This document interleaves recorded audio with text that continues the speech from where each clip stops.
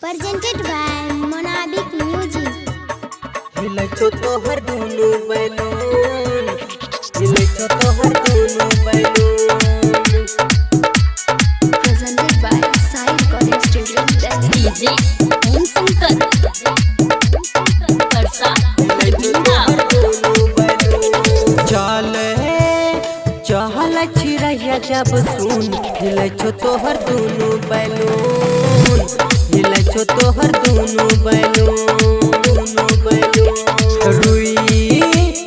रुही जका दल के धुन, हिलैछो तोहर दुनु बैलून, हिलैछो तोहर दुनु बैलून,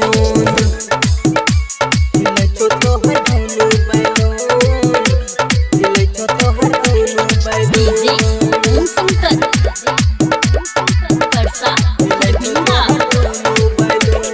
देखी के तोहर छाती उठै छे छोरा सबके आती, बुढ़वा सब की बात की कहियो, कटै छे तोरे पे राती, कटै छे तोरे पे राती।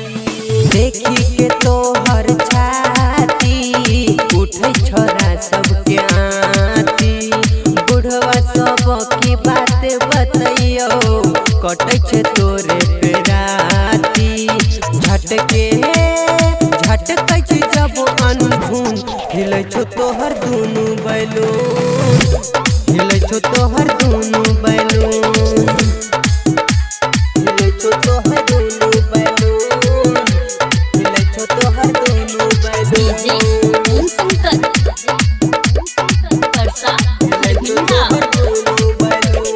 चढ़ल तोहर जवानी, करे छो पानी पानी।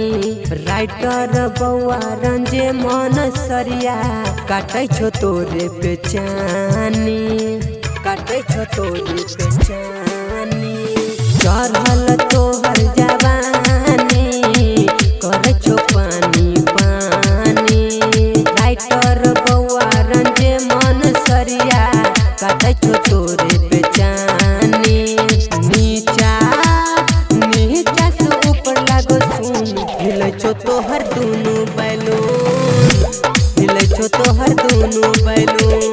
Presented by Sai Recording Studio, Delhi.